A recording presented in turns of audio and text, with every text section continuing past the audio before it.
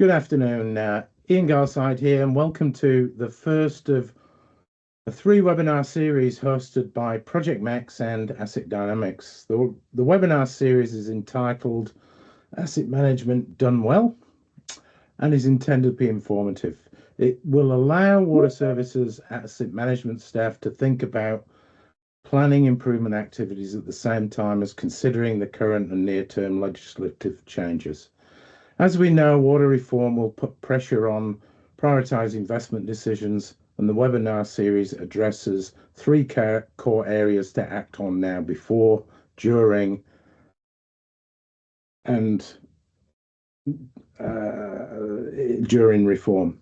So today's topic is levels of service, aligning decision making with what matters to stakeholders. This will be followed by a second seminar which will discuss asset management frameworks, and the third webinar which will examine how asset data can be used to inform decisions using these frameworks. Today's webinar will feature Rob Blakemore and Jules Congalton. Rob is well known within the water industry with over 45 years of experience in all aspects of the water industry, from being an asset manager to being a consultant and learning and leading the training of water industry professionals. Rob is a former president of Water New Zealand, winner of numerous awards, and is an honorary life member of Water New Zealand. Jules is an experienced information manager with a demonstrated history of leading asset management improvements in utilities, mainly in the electricity industry, and is a certified asset management assessor. Just a word on housekeeping. The webinar will be about 30 minutes long. Rob will go first, Jules second, and then they'll both close. This will be followed by a Q&A session. If you have any questions, then please type them in the chat area and they will be answered during the Q&A session. After the webinar, you will be sent a recording of the webinar and also invites to the next 2 webinars in the webinar series. Over to you, Rob. Well, thanks, Ian, and hello, everybody. I wish I could be in a place in person, but this is an exciting opportunity to talk about a really important issue as we are heading into reform: levels of service. So, and by levels of service today, I'm talking about what is traditionally called customer levels of service.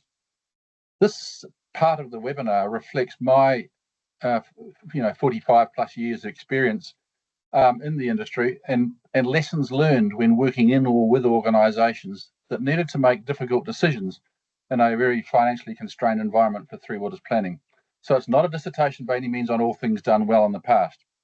It tries to convey key points and my thoughts that will avoid some of the mistakes that could be made in getting to a point where you have to make tough prioritisation decisions and justify them, particularly in a regulatory environment. My thinking is particularly relevant to any of those organisations that are entering a world of change and that regulatory change, where the regulation will encourage rigorous and consistent decisions. You'll find that I'm talking in general concepts. So if you'd like an example from me that would make this theory more real, pop a question in the chat. And if we don't have time to address it, I can follow this up with you personally. And I noticed that some people here have attended that aren't from the water industry. I think you'll find that these principles can be applied to most aspects of asset management. So it'll be interesting to see whether in going through this series you find that relevant. The first thing I want to show you is almost a classic asset management framework diagram, but I wanted to particularly show it in the context of where levels of service fits. You can see on the diagram it fits beneath a strategy and before you make investment decisions, and involving customer consultation and getting data feedback. And as levels of service are used for making investment decisions and then asset management plans are done, you can then take the money, right? You take the money that comes from asset management planning and use it in the conventional operate, maintain, decommission type cycle. So the real point of this diagram today is to show you the place in the framework of the levels of service. The point about this levels of service is that they should be regarded as strategic outputs, if you like. They should reflect the outcomes of any three-order strategy or of an organisation. In effect, they are describing why that organisation exists and what has to be faced by that organisation into the future. So they're written in a way that describes service expectations for customers and stakeholders. They're not written in a measurement frame, in a measurement style. We'll come to that later on. But they need to reflect the impact to existing and future customers and the future ecosystems on the land and in the air and in water, of course, that where activity could affect either those people or those systems. Levels of service can be weighted, and of course this bit's important if you're using levels of service to determine investment levels. But the point I want to make here is these weightings have to be made at governance level, whether it's at a council level, at a committee level, or a board level. The weightings determine the emphasis that you're giving certain outcomes. And so in doing that, of course, the mechanisms of asset management can take place once those weightings are determined. The other thing I want to point out is that they need to be agnostic to the infrastructure that provides those services. So think of it as a service, not as an infrastructure that you're providing. And as I've often said, I don't mind how you do it. You could do it with a skyhook, but it's a question of what is needed as an output. They also need to acknowledge the external vulnerabilities that the organisation is going to face, whether they're actual hazards, vulnerabilities, seismic change, climate change, seismic vulnerability, climate change, population change, or land and water uses. They have to acknowledge those within the customer levels of service. The important thing about levels of service is that they are investment drivers. They drive or underpin any operational or capital investment, particularly in the three orders for a certain time period.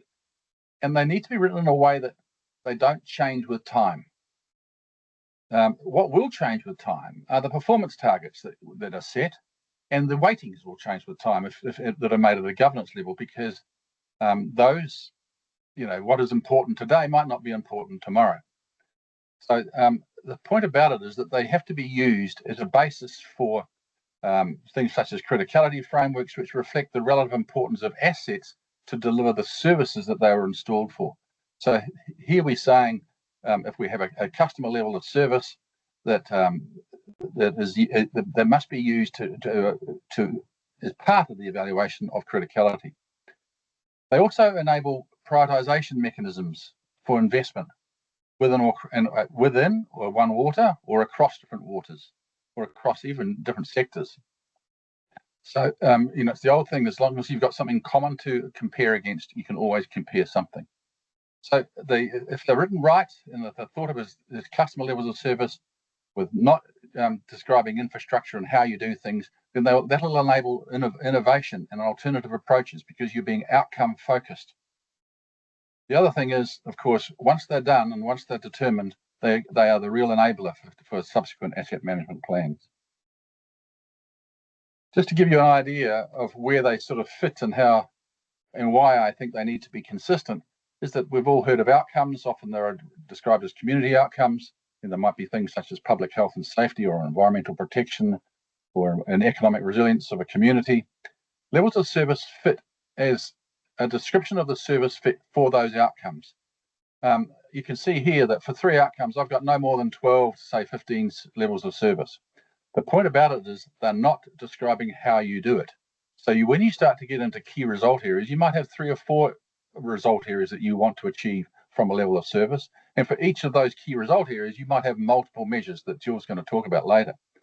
So the key issue here, though, is levels of service. There don't have to be many of them, because they're the things you're going to consult with the public over. And the last thing you want to do is consult with the public about how you're doing something. It's what they're going to receive at the end.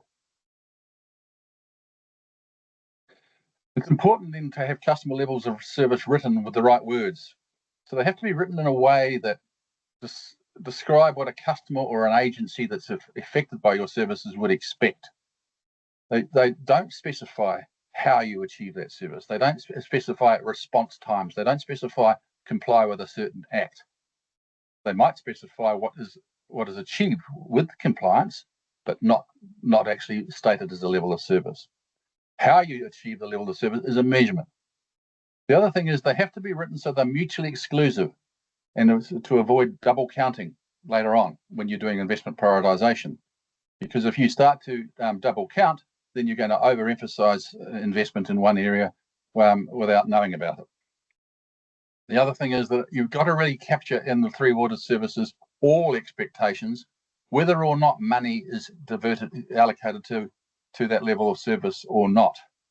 And even if the weightings are low, the point about it is that things will change with time. So as I said, we don't want to change these levels of service. You've got to capture those expectations now, and of course the investment gets affected by the weightings or the prioritization system you develop from there on. And last of all, of course, no more than, as I said before, 12 to 15 for all 3 water services.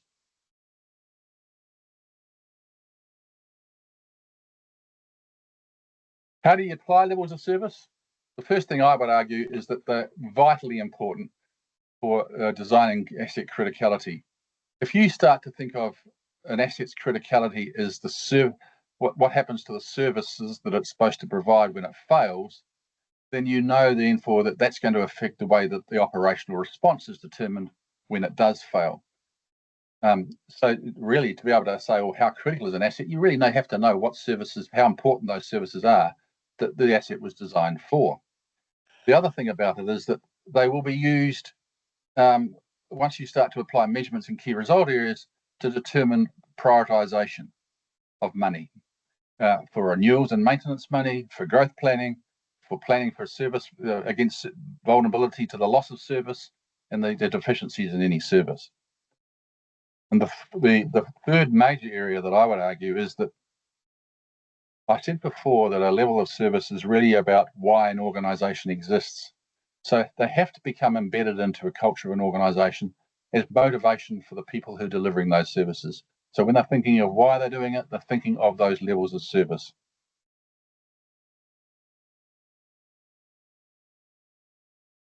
I'm going to hand over now to Jules, and he's going to start talking about measuring performance. Because as I said, if there's any questions about those general concepts, I'm more than happy to talk to them in more specifics later on. Thank you, Rob. As Ian mentioned, I'm Jules Congalton from Asset Dynamics, and I'll talk a bit about measuring performance against levels of service. Just a reminder, if you've got any questions, if you could put them into the chat and we can go through those at the end. So measuring performance helps bring levels of service to life in everyone's day-to-day work, and the feedback that it provides allows the organisation to progress towards achieving the levels of service. When levels of service are not being met, it allows the team to understand why and make the necessary changes. And when they are being achieved, it allows us to be acknowledged and those successes celebrated.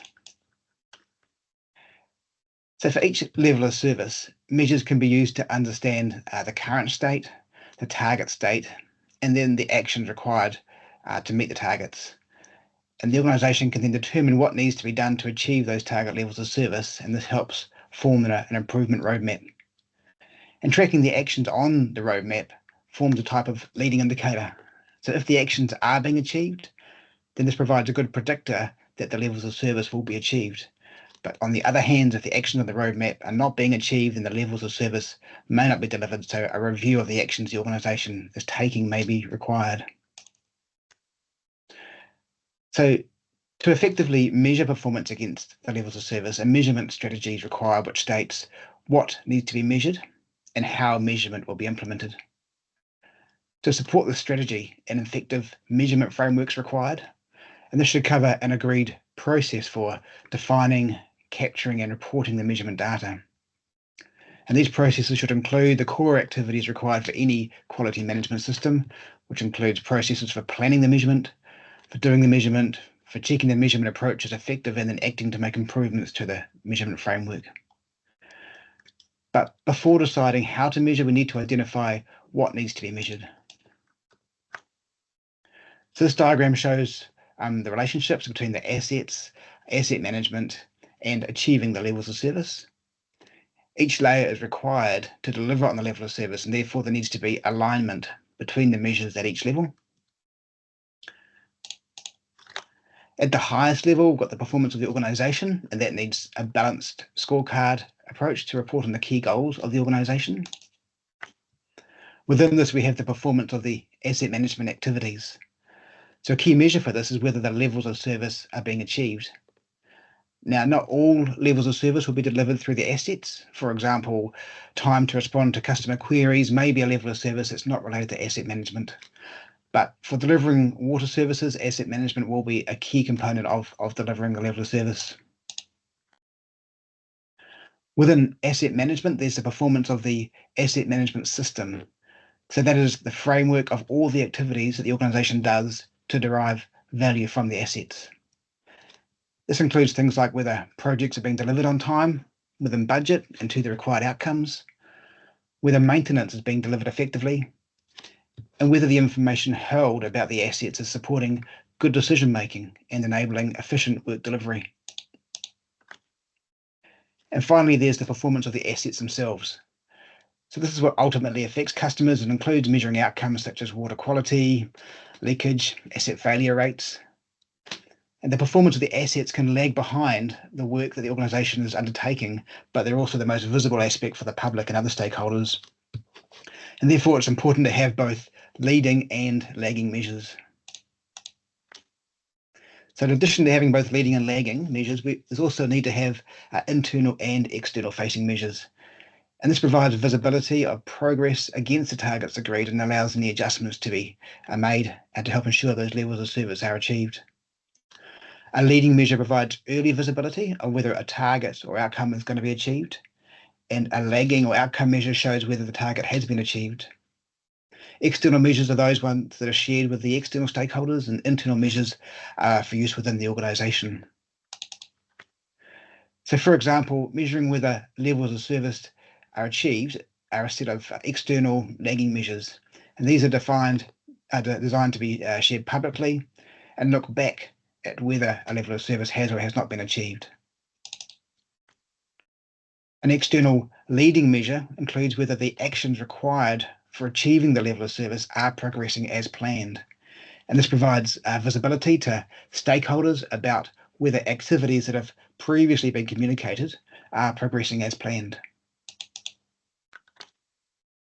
Internal lagging measures break down the levels of service into things like asset systems or asset classes.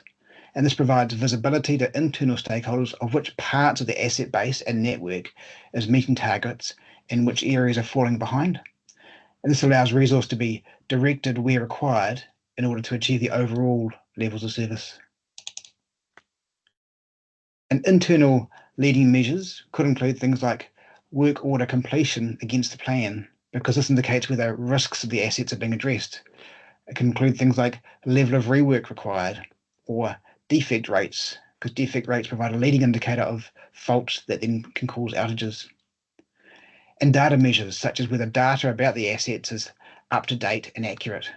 Your data quality is an important leading measure because if data is missing or incorrect, then maintenance and renewal decisions are likely to be suboptimal, which will in turn lead to poor asset performance.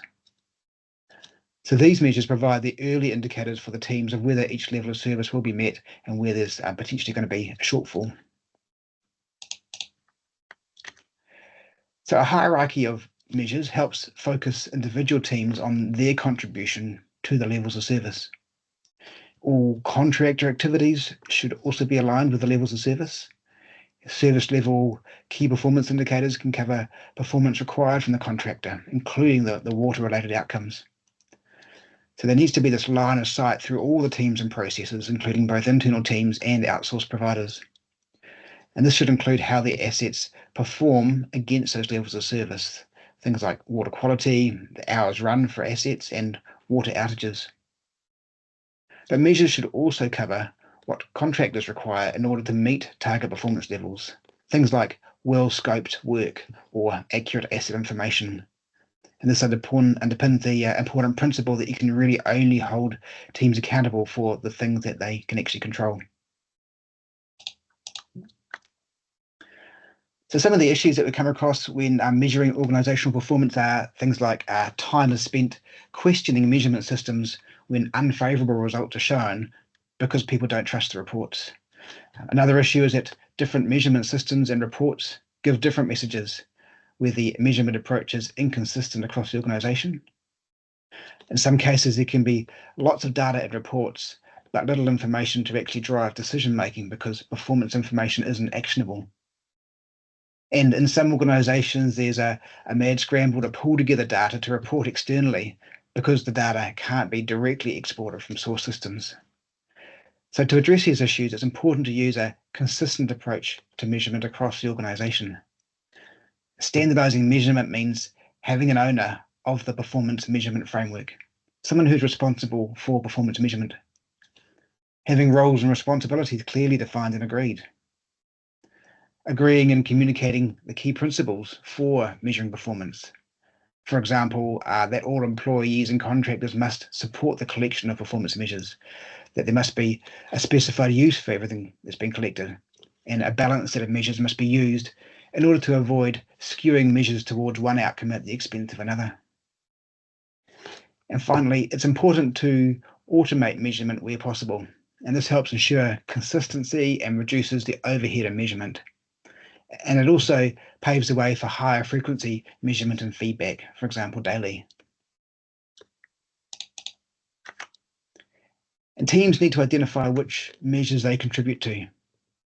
Each team should regularly review the performance measures that they influence to discuss any changes they need to make to support achieving the levels of service. In some organisations, this occurs at the start of each team meeting. Levels of service performance measures are not about the performance of individuals. Falling short of a target may be for many reasons, so the root cause needs to be understood and addressed.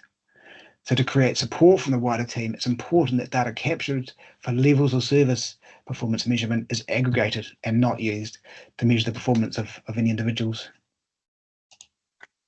So I've got a few takeaways to leave you with. Rob, did you want to talk to the first couple?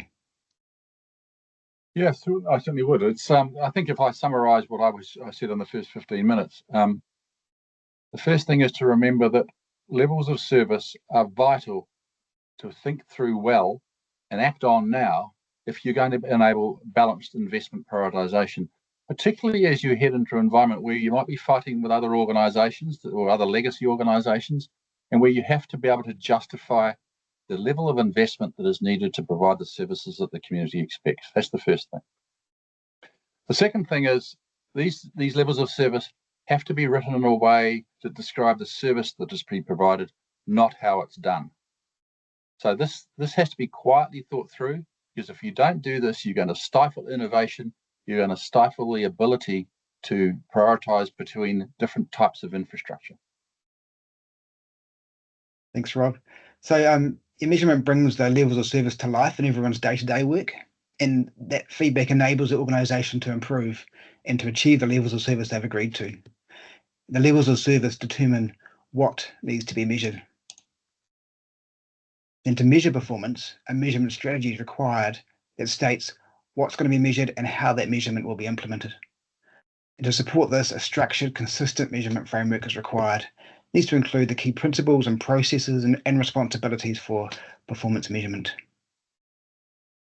So that's all that we're covering off today. So thank you very much for your attention. I'm going to hand back now to Ian, who's going to facilitate a question and answer session on the levels of service and measuring performance. Over to you, Ian.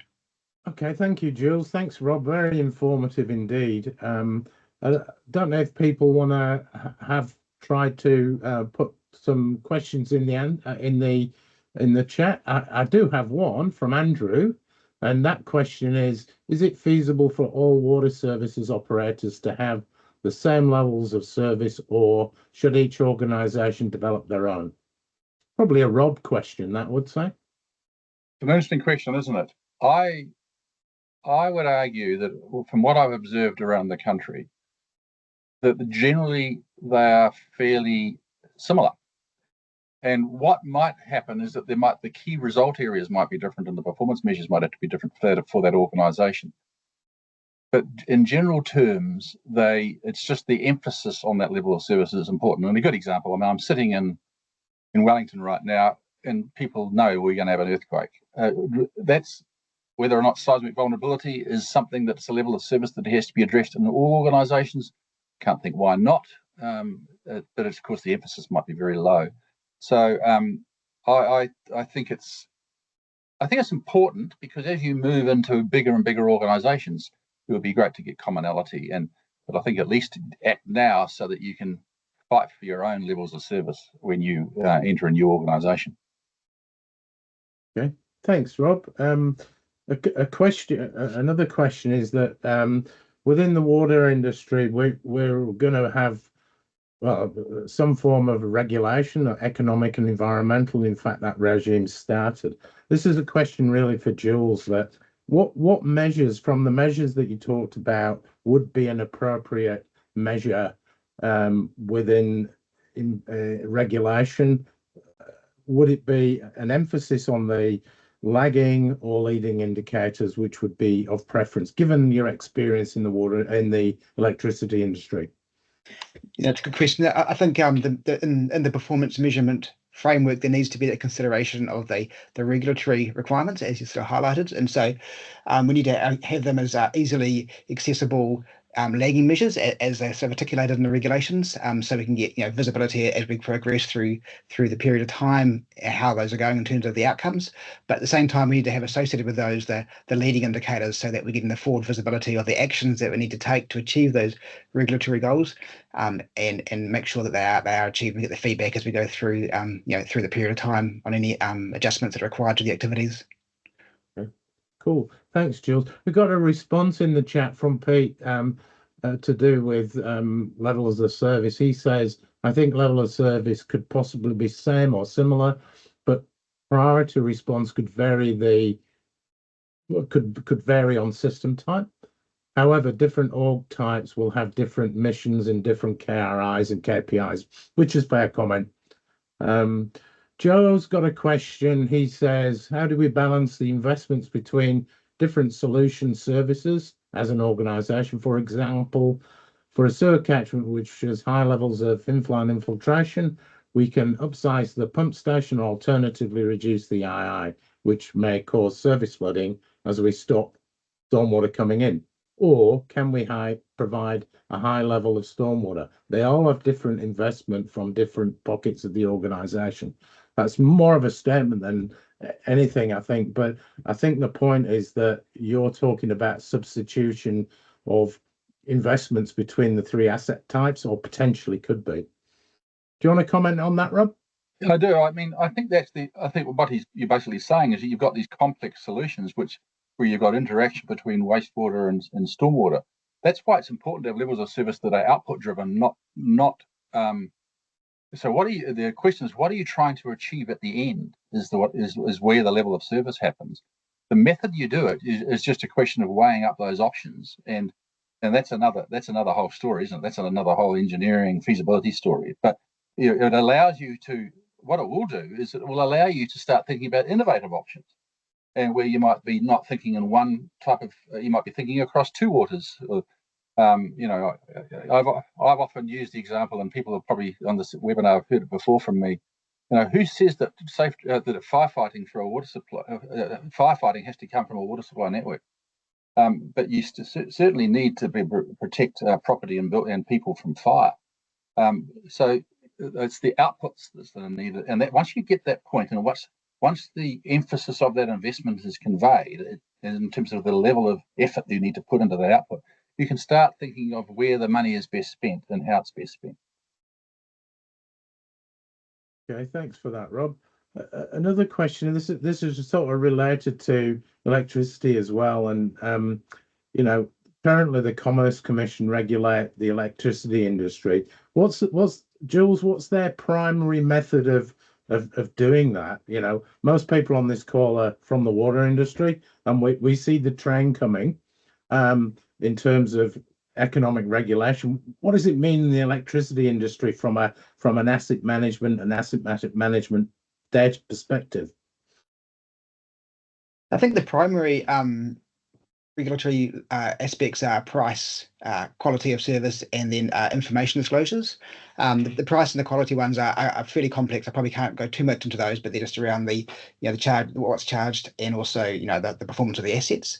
But in terms of the information disclosure, there's a lot of information disclosure requirements around asset management plans, what the asset base has, what the condition of the assets are, what's the quality of the data held about the assets is. So that requires the organisations, the electricity distributors, to focus on some of those aspects that potentially they may not if they weren't regulated, but they should be anyway to inform good asset management decision making. But it does help when those organisations have their sort of ducks in a row and then information to hand in a structured way to avoid the annual disclosure chaos when the data has to be brought together and it potentially disagrees with last year's disclosures, and there needs to be a story told about why it's changed.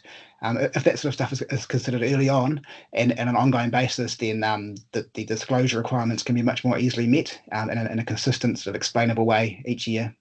So presumably applying that logic to the water industry, there needs to be some form of consistency, because there's likely only to be one regulator, or two, an environmental one and an economic one for New Zealand in water. So I guess the need for that, that structure and consistency is quite important, isn't it? That's right. It is. It makes it simpler if you have that consistent view of the data that needs to be disclosed, and then organisations have a consistent approach to capturing that. Absolutely. Rob, I wonder if you can look at your crystal ball and maybe just think about what it might look like in 3 or 4 years' time. What's your vision for regulation and the management of it? And you are muted. Unmuting might help. It's interesting, Chris. I think in 3 or 4 years' time, we're still going to be in a process of transition. So that's why I'm thinking levels of service. This is why we've had this first webinar as being levels of service, because it would be too easy to wait for a new organisation to set their levels of service. But what's going to happen is that there is going to be competition for investment across the country. And we've all seen those stories about the underinvestment in the water industry. So it's going to be so important that you relate that back to the levels of service that you need to achieve for those customers and for the environment. So my point is, thinking now is what has to be done. It is an urgent issue. This thinking for any current organisation has to be done before you would do another investment round, which is probably 2024. So so once you've got those levels of service sorted, you can then reach agreement in a new organisation and move forward. So there will be a period of transition where you come to terms with those levels of service, and then you'll be able to go through a prioritisation mechanism to justify the investment. And I haven't had the experience of working with an economic regulator. I know the people on this webinar that have, but what I can say is that once you start to think of levels of service as the prime reason to be in an organisation, the rest of the asset management framework and the good practices will flow on from that. Okay, that's great. Darren has got a really good question, which is very related, and it's very much in front of mind for him. Our council will be doing an LTP next year. How do you foresee any implications that the water service delivery plans will have on asset management, long-term planning for those of us doing it again next year? That's probably another Rob question. Yeah, it's a tricky one, isn't it? Because for those that are doing their water services delivery plans right now, I'm not sure that you're going to get consistency of levels of service. But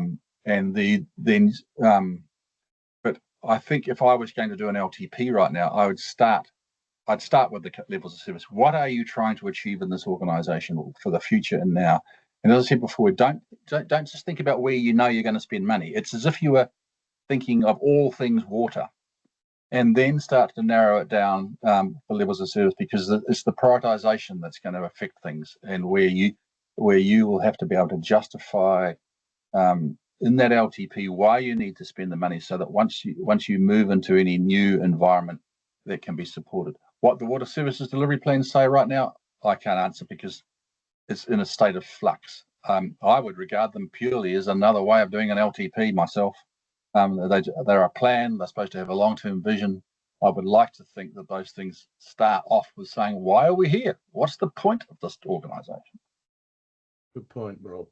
Paul's got a question saying our council has clear levels of service, but a poor understanding of criticality. Is there any guidance of where this can be referenced against? I think you're asking really there, Paul, is there guidance on how to go about assessing asset criticality? I think that's another one for Rob. Sorry, Jules, I'm leaving you out, but on the limb here. I'm not so sure. I mean, I've struck many definitions of asset criticality, and often it's a confusion between criticality and risk. I have a simple view, is that the criticality of an asset is an indication of the relative importance of its ability to deliver services. And so I have developed a criticality framework that I'm quite proud of. It has a general approach. I'm more than happy to share that or to have it debated. So if anyone wants to have a chat to me about that, I'm more than happy and to just give us an email on rob.blakemore@projectmax.co.nz, and I'll follow it up with you just to see where you're at. But it is a tricky one, but it's so important because as your assets deteriorate, they get started. The criticality becomes really important to prioritise where you're going to assess assets condition, where you're going to throw operational money, and to balance your renewals programs. There's a whole lot of applications of criticality that are going to get more and more important. But if you've got to agree on the definition first. Okay, thanks. I just sorry, add something to that end. I'm just thinking about the role of the asset management framework, asset criticality framework is a really key component of the broader asset management framework. So at the next webinar on the 28th of August, I think it is, next webinar that's talking about the asset management framework, and as Rob mentioned, the criticality should be tightly aligned with the levels of service. So that might be something we might explore further in the next webinar. Okay, thanks for that, Jules. Excellent. Michael's got a question. A lot of councils, regional councils and central governments seem not prepared to have the hard conversation and define policies regarding climate change and manage retreat, which is resulting in not changing the level of service to reflect these.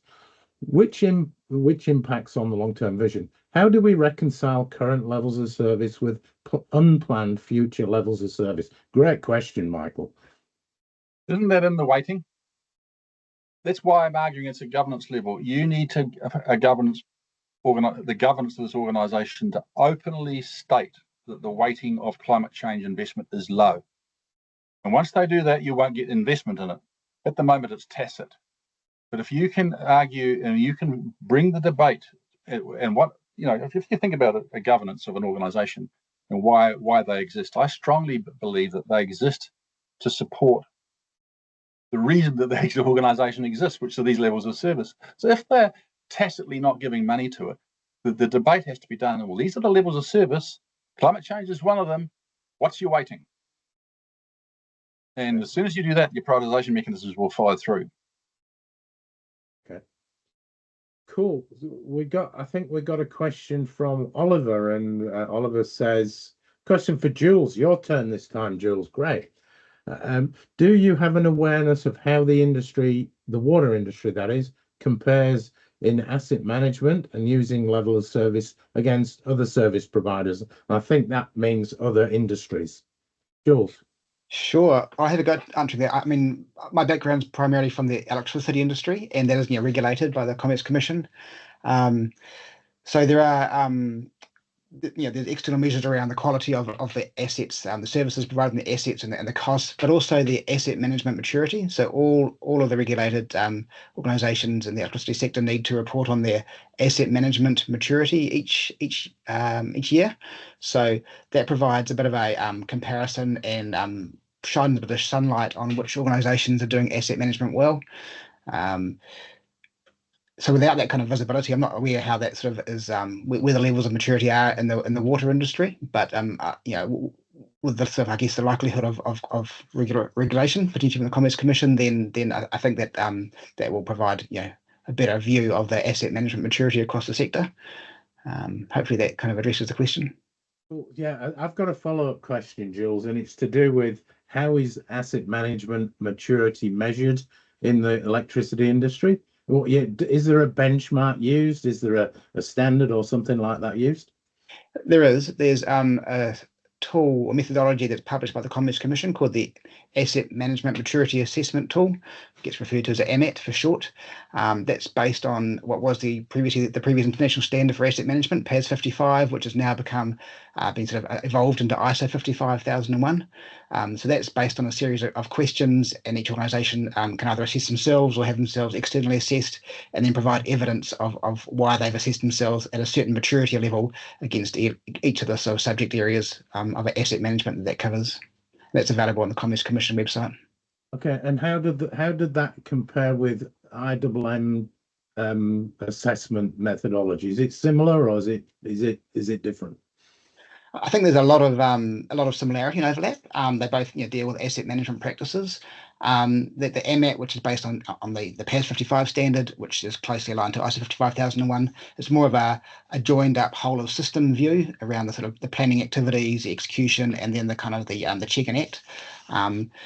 My understanding of IIMM is that it has a number of specific kind of practice areas, but I'm not sure if it has that kind of same whole of system view that is taken for the sort of the AMAT and the sort of asset management maturity models. So I think they're pretty close, but there's just a slightly different perspective.